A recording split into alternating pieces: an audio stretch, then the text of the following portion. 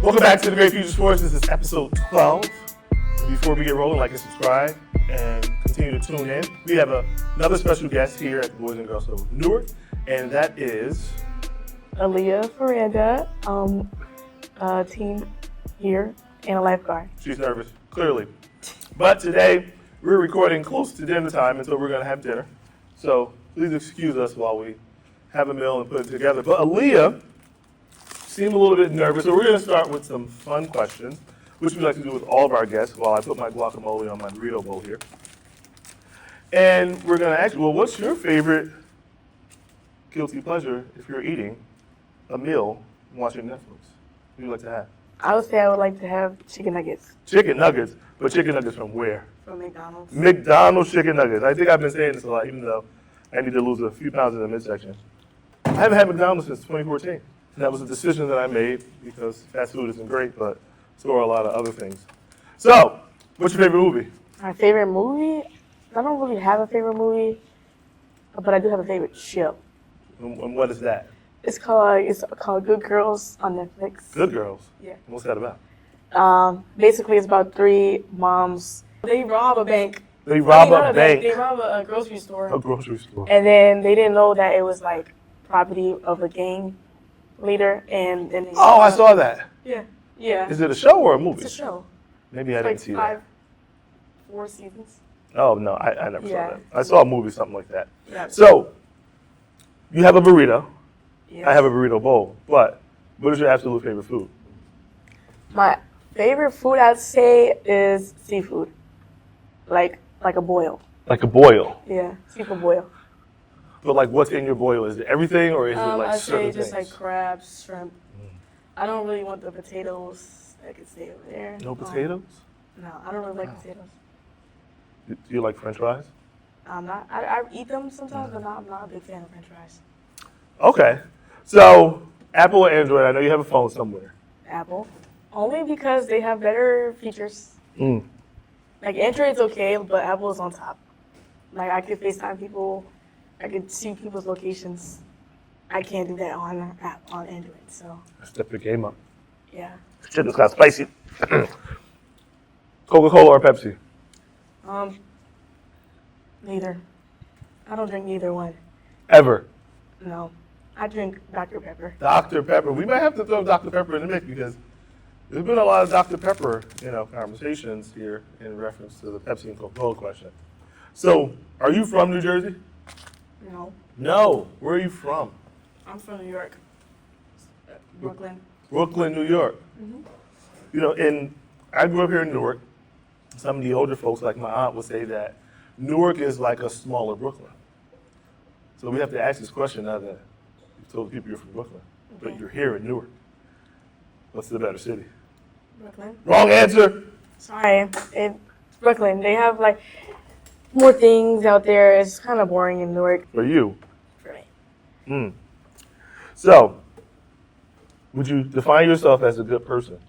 Yes. You would. So what would your closest friends say about you? They would say that I'm very caring, Really? understanding. Really? Yeah. Why would they say that? Because there's times, when they need me, I'm always there. Like in their hard times, if they're feeling down, they know they can come talk to me because I'm going to be there to listen. So this is a fun question we asked too. So you got friends, they think you're a nice person. Brooklyn has challenges, Newark has challenges. If you had a magic wand to change anything for the better, what would you do? Less violence. Less violence. Because as of recently, there's been a lot of gun violence with teens at parties and things like that. So yeah, a lot of kids have been getting killed. So I feel like that's something that can change. That would be a great change. So I got a couple more of what we call the fun questions to warm up. Have you got comfortable yet? You want to take another bite of your burrito? We're going to have another bite of this bowl. Before we get into it, we're going to need waters or something too. But I asked this question of one of your friends, Precious, who was on the podcast, and she essentially called me old. So what's your favorite ice cream? Vanilla. Okay. Vanilla, so vanilla. Vanilla is just vanilla. There's also second favorite would say is strawberry. Strawberry. Wow. I actually saw someone supermarket the other day have strawberry ice cream on the belt, and I'm like, I never really go to the store ever. It's like, I want strawberry ice cream. I always eat butter pecan, cookies and cream, vanilla, or like a ice cream sandwich. No, I don't like butter pecan at all. At all. Young people. I don't even like peanut butter. So, Butter pecan has nothing to do with peanut butter. but it has peanuts. It's It pecans. tastes like Or peanuts. pecans, as they say. But that's still a part of the peanut butter. It is a nut, but it has very distinct flavor. We're not going to get into this. So, you grew up in Brooklyn, and then you grew up in Newark, and you think Brooklyn's the best, but we'll leave it at that. We won't get too deep into it. If you could change one thing about Newark other than violence, what would that be? I don't necessarily know. Like, it's a lot of things you could change. Mm-hmm. I'd, more resources for like the homeless. It's a good one. Yeah, because there's a lot of people that are looking for like somewhere to stay, but not a lot of resources or resources are full. So more access, more beds, more shelters, more places people can go to get out of the weather. It's been hot here. You had a heat wave recently. So you have, and I know a lot about you because I've known you for some years now, but tell us about your childhood. Like, you grew up in Brooklyn, but like, what do you remember about your childhood? Like, what was good? What was not so good? It was ups and downs, a lot of downs, but there were good times too. Being around my siblings, that made with the good times. But it was a lot of downs because, I've been through like some hardships and I was not really in, I'd say a home that fit me because I didn't live with my parents I still don't, but it's like I haven't lived with my parents in so long from a young age till now. But, I've like learned to progress and grow and realize like, even though through the bad times, it's always good. So you just gotta keep pushing forward. So if you had to say, like, what was like your favorite moment or most memorable moment from your childhood? It's kind of hard to think about that one because there's a lot of stuff like that happened that wasn't like in a good way. Okay. So I'd say times when me and my brother, right, we lived in a building and my brother had a Nerf gun and he used to stick the Nerf gun out the window and he used to like scare the strangers that was walking out with the Nerf gun. So I used to have fun with that. That was fun. Stop the violence. No Nerf guns scaring the pedestrians. So I was like 6. You were like 6? And how old was he? Like 7. Like 7. Okay. So you mentioned that you didn't live with your parents. Are you willing to share why that is? My dad, he was in gang violence and he was always in and out of jail, so there was really no way I could live with somebody if they were going to be in jail. And then my mom, I honestly don't really know what it was about my mom, like why I got taken away from her, but I just know that like when I was like turning 6 or something like that, she vanished, basically, like she left. So I never heard from my mom. I still don't talk to her till these days. How did that, I guess, kind of change your thinking or how you looked at life? Like, how did that make you feel? I was always a happy kid. Like, I always managed to stay happy even in bad situations. So even though, like, I was going through a lot, I made sure, like, because I have siblings and I wanted, like, even though I have an older brother, he wasn't really, because, he was more sad than me about my mom not being around because he was, like, under my mom more. So, like, I had to take up the role as being, like, the older sibling and, just show that even though through all the stuff that we got going on, you can still, like, live a happy, normal life. So, yeah. So do you feel like your life was normal? In some ways, yeah. But there was a lot of stuff that a lot of people don't go through that I went through. So, yeah. So you were in foster care? Yeah. What was the most challenging part of that experience?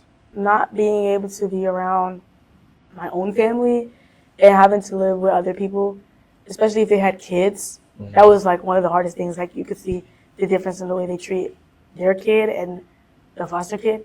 So like there was a time I lived with this family and she had a daughter and a son. And she was really a really nice lady. She made sure everybody was good. But like it was like little things that you could see that was different. Like for instance, there was a time where she was like, "Oh, I can't use my phone in my room or like take it up for the night." But then she would let her daughter and her son take their phones and watch TV in their room, things like that. So it was like a little bit of unfairness. So I guess for you, like, what was the hardest part of foster care? Like, were you in a home with one family, or did you transition many times? I moved multiple times throughout my childhood, and there was a time where I got separated from my brothers, and at that time I think I was like ending of middle school. So like around there is when like I got separated from my siblings because usually when you get older they don't like taking all three or more that are like older kids together because they say it's kind of harder to maintain or manage older children. So I got separated from my brothers, and that was like one of the hardest things because I've all my life, even though we was in foster care, we all stayed together. So when I got separated from them, it was like a big like change and transition for me, and like it's basically it felt like I was alone because Yeah. even though there was other kids in there, they weren't my siblings. So it was just like it never made me feel good. So So at what point in that experience from being really young, living with your brothers, and then not, did you start coming to the Boys and Girls Club? I came to the Boys and Girls Club, I'd say like sixth grade, but there was like it was a transition. So I moved out of Brooklyn in fifth during the summer of fifth grade. Came here for sixth grade, but I only stayed here for like 1 year, and then I moved back to New York with one of my family members, Okay. and I stayed there with three of my brothers, and then one of my other brothers stayed here, and that's when it started. But I left Boys and Girls Club because I can't travel From far. Brooklyn. Yeah. So then I came back here like ending of eighth grade. So basically my real like transition into the Boys and Girls Club, I'd say, was like eighth grade all the way up until 12th grade. So you said you were happy and like it didn't bother you as much, but I know you, and I've watched you, and this honey chipotle is hot. So I got a little sweat going on, but I know Aaliyah well enough to know that it wasn't always roses and sunshine. She was always happy. She did smile a lot. Made a lot of friends. But what would you say your personality or your energy about interacting with people was like when you started coming back here at, 13, 14 years old? When I came here, the transition, it was during like COVID time. So I'm meeting new people. Like I've lived in New York most of my life, so I didn't really know nothing about New Jersey. When I came here, I met all the different people. Everybody seemed really cool, nice, but it was like that one kid that just didn't like me. But it was just that one person that didn't like me. Maybe because I don't know if it was because of my energy, my high energy, or like because like I had like a way like if you did something or like if you felt some type of way about me, I'm not gonna like try to in a way like argue about it or something like that. And I guess that really got to her or under her skin, and then she just like kept doing things. And what did you do? I was ready to like fight because I had a lot of anger built up in me from like all the trauma and stuff from the years before. But it's like I didn't fight, but I did get in trouble because did I fight? I think you might have fought. I think I did. I fought like a couple times here. I got suspended like a couple. I did a lot of things. I don't know. I think I did. I'm not sure, but I know it was a lot of arguments going on with that one person for the time she was here. What do you attribute to that progression? Because I've seen it over several years, like kind of like you were happy, you were kind of engaged, but you weren't like always like open, and you didn't trust people a lot. So like, how did that change? It was all me, right? It was all me, right? You met me, and you were like, No, it was actually one person. okay. And who's that? It was Precious. Because Okay. let me tell you, one thing about her, like through all the stuff, like I put her through or things like that, she stuck around and made sure I was always good. And she's the reason why I opened up so much because she was like, you gotta learn to communicate and talk about things because holding it in doesn't help. And like with her being by my side through all the stuff, it kind of helped me progress as a person and be able to manage things like that with one of the students here. One of the adults, I would say, was Me. Miss Kim, Miss Kim. I like Miss Kim. because she's a wellness. She was in the wellness, and I know if I needed her or like if I was going through something and I needed a timeout or a break, I could go to her because she was always there and she made sure that no matter what, I was always good.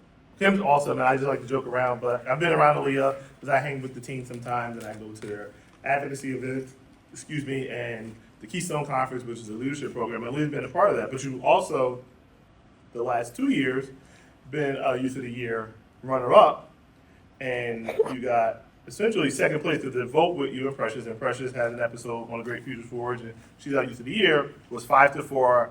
Our 9 judges took an hour to deliberate.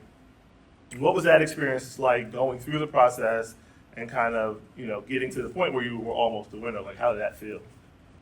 The process, very nerve-wracking because you're around a lot of people that like different judges that you've never seen, might be like one or two that but it's like nobody in there for real, and you're going in there with the best of your ability, right? Trying to show why you should be the Youth of the Year. Me, I was in there. I thought I was like stumbling, and I thought I was gonna do so bad. But then when I heard that me and Precious came up first time tied, and then the second time she came up first place, I felt like I accomplished something, especially going against Precious because Precious is she's very determined what she does, and she always with everything she does, she always makes sure she tries to come out on top. So being able to be right behind her and something like that was a big accomplishment for me because I didn't think I could do that. But I was actually happy with my placing because honestly, I was I didn't want to win because I was scared to go to the next round. So I was kind of happy for that. So yeah. So if you had to say one or two things that has been beneficial with coming to the Boys and Girls Club, what are those things that have helped you become who you're becoming now? I would say the people, the space, because this space is very open. This environment is a very healthy environment. There might be times with the struggles and there's times where I got suspended, but even through those times, I managed to come up and be a better person. I've been able to be better with my anger, manage talking more and not having being more outspoken because before it was I was really stuck in a shell, didn't really want to open up to nobody based on the fact of the things that I've been through all my life. But then I come to the Boys and Girls Club and I realized this is really a place where you could release and be free and everybody is here to support you. Nobody's here to bring you down. So that really was a big thing. Nice. So we do a great job, I think, with helping young people at many things, including their mental health. Where would you say your mental health was, when you started here, especially during COVID, and where you are today? My mental health before was at a really low, but nobody knew that except for me. But then, I started to open up, and now, as of now, I would say I'm actually very I don't even know how to explain it. I just know that I'm more happy and I feel free. I feel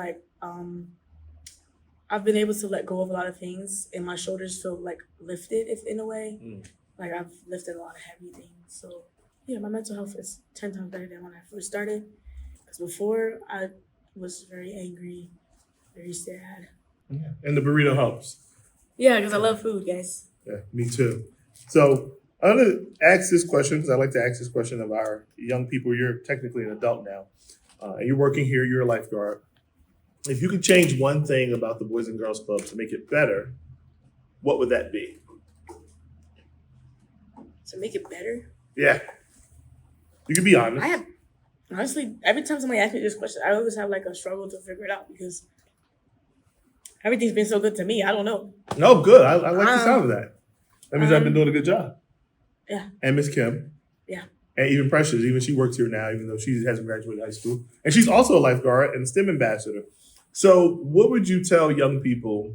Oh yeah, I forgot I was in STEM. Yeah, you were there too. Yeah. But so a young person who's maybe struggling with what they should be doing with their life, what trajectory they're going, whether they're going to choose the wrong path, what would you tell them about why they should come to the Boys and Girls Club to potentially help them? I would tell them that the Boys and Girls Club is like one of the places you really need to go if you want to like achieve something, because they have a lot of like programs and you get a lot of opportunities here.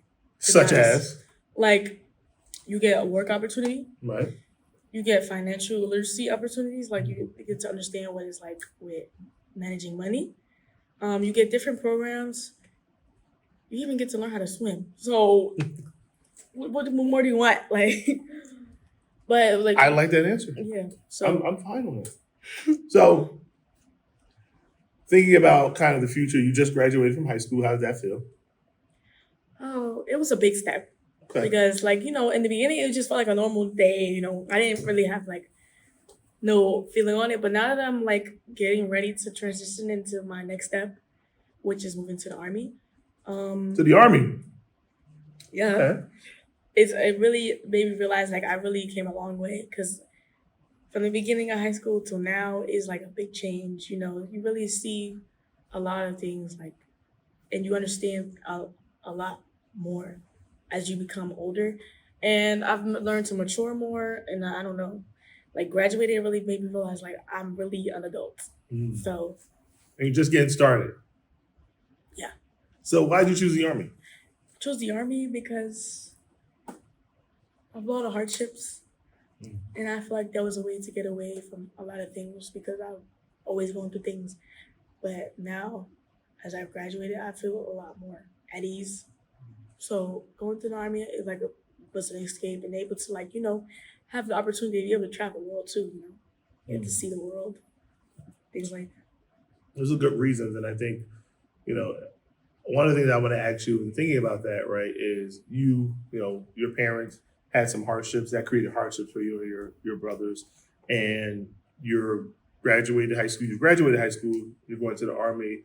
From my perspective, I think you'll be very successful in life. For a young person, 6, 7, 8, 9, all the way up to whatever age before they graduate high school, they're in foster care. What would you tell them to encourage them if they're having a hard time in foster care? Because you've had a hard time in foster care as well as just dealing with those emotions from the challenges of your family. What would you tell them to encourage them? From somebody that's been in foster care from like little, like 3, 4, I'd say, just try to stay positive.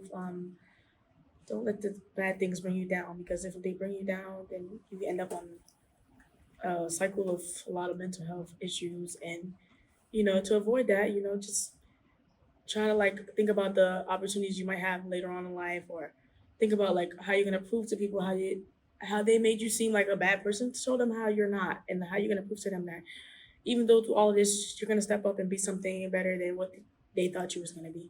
Because that was my point, and I proved my point. Yeah, I proved my point. Because a lot of people doubted me, and here I am, moving up to bigger and better things. You're moving up to bigger and better things. What are you expecting out of your Army experience? Like, what do you want to get for yourself, after you come out of basic training and go into service? More leadership. I feel like that's a big thing. Like, I feel like I have leadership, but I feel like I need more of it. Like, be able to help others. Mm-hmm. So being able to push myself further than ever. I don't know. Are you ready for the drill sergeants? No, not really. No? You're not ready for like 5 and 6 a.m. wake ups? No, not at all. Not at all. Have you ever seen Full Metal Jacket? No. It was about the Marines. Marines. You told me this already. I think you should watch Full Metal Jacket. I don't know if it's that extreme anymore, but I think it's still pretty tough. And I think you're gonna have an interesting time there. It'll be a transition, and you're dealing with the transition. Your friend went? Yeah, she texted me on Saturday actually. What did she say? She had an hour of phone time, and she was like, just expect not to sleep for the first 2 days. She was like, other than that, everything else is good. Like, it's not as bad as it seems. So I already got my expectations. I already know what to expect when I get there. So that was kind of like a good thing that she left first. Because we were supposed to leave at the same time, but she left first. And when are you leaving? On the 22nd. On the 22nd. So you got like 2.5 weeks left? Yeah. 2.5 weeks. Oh my God. And where do you know where you're going? South Carolina. South Carolina. Yep. Are you catching a plane or a train? A plane. An airplane? Yeah. Are you ready, or are you like dreading it, or you're like walking? No, I'm ready now because I already know what to expect, so I'm ready. Okay. You getting the inside scoop? Yeah. So are you gonna be able to keep your hair? Yeah. Good. You think I'm gonna cut my hair? No, well, no. I mean, it's not the Marines, but in Full Metal Jacket, they cut their hair off. No, only the boys have to cut their hair. Only the boys have to cut their hair off. Okay. Yeah. So I wanted my hair. You want your hair? Yeah. I wanted my hair too, but life had a different plan hair? about that. I can't do anything about it. You had hair? Good. I had hair. How long was your hair? So I started losing my hair when I was like 20. Dang. 21 years old. And it was funny, I learned about it here. I was in denial while I was in school. I would come back here on break. That's actually so early. It's around the time like Michael Jordan started, so I don't feel bad. You know, he was great at sports, particularly basketball. You know. But you weren't doing that, so. Well, that's not the point of the story. It's just like, great people can lose their hair. Jesus Christ. See what I deal with as the CEO of the Boys and Girls Club? But what I'm saying is, I was here and I had a hat on and then I took it off. And one of my friends was like, Ameer, you losing? I was like, no. And I was in denial, and I went in the mirror at home and I kind of just stared at myself. And then eventually I came to grips with it to a certain extent. But I've been telling people that when I turned 40, I was going to shave it bald. And 40 has come and gone. And I'm not quite bald yet. So do you have anything else you'd like to share with our lovely audience? Just strive to be great, success is waiting for you. So I love that. And do you have any questions for me before you ship off? Actually, what was it like becoming the CEO? What was it like becoming the CEO? Oh, this is a great question. I'm ready for this. So becoming the CEO was like, you're kind of getting into a role that you have a sense of what you're supposed to do. Like you're obviously going to lead the organization, but there's no like playbook per se. So there's things that I have to do, like we have to do an audit, I have to do a budget, I have to manage cash, but it's like, how do I make the Boys and Girls Club better? How do we grow? What team should we build? How should we build a team? So those things you kind of have to figure out on your own to a certain extent. And then in the organization, I do have a board that I report to, but we meet quarterly. So it's not like I have a supervisor on a daily basis. So I'm managing my own time and schedule. And so in some ways you can kind of do whatever you want in this position. But becoming it was, for me, I grew up here. And so all I wanted to do was make the Boys and Girls Club better. And so I approached it like, how can I do things that'll make it better for young people like you, better for kids coming behind you, better for the generations who will be here when I'm no longer here. So that's what it was like. And it was kind of the perfect way to kind of fulfill the journey or continue the journey is kind of leading the organization in the building that I grew up in. So that part is always pleasurable. So when you was going here, did you ever think you was going to get this far? No, I didn't think I was going to be CEO. I thought I would be successful somewhere. But when I was young, I wanted to be a car salesman. And then one of the other things I wanted to just be was rich because I grew up, in a single parent household. My dad passed away when I was young. And my mom worked 2 jobs most of the time when she was alive and she passed away. And so having that difficulty always kind of made you want more. And I kind of went to school with being rich in mind and didn't really have a plan of action. So I went to business school. But I always came back here. And so I kind of wanted to run the club. I got to do that. And then naturally life happened because I almost left twice. A lot of people don't know that. And then ultimately I landed here in 2019 after a long career in programming. So super excited about what we've been able to accomplish and what we hopefully will continue to accomplish for people like you. And then hopefully you'll be on this side with me and a volunteer or a board member, or maybe you'll get rich because I ain't quite rich yet. And then you'll make a nice donation and build me a new building. But yeah, that's it. That's it. And that's it. And we're going to continue to eat. I'm going to continue to wipe the sweat off my brow. And then we're going to get some water because this honey chipotle is hot. It's making me sweat. And thank you, Alia, for sharing some of your story. We wish you the best. And we gave you a little bit of money, in the thousands. Make sure you take care of it. Make sure you invest. Young people invest in the stock market. Start your retirement as soon as you turn 18. And find something that you love to do, that you're passionate about. And if you're going through a challenging time, talk to somebody, find a place like this. They're everywhere in this country and you can find the Boys and Girls Club anywhere, but there are other organizations that we partner with, that we work with, that do fabulous work. And our state partners and community partners have helped Alia and will continue to help Alia as she transitions to the military. And we look forward to her having a great experience and all of our young people and all of our future alumni. So have a great time and hope to see you again. Peace.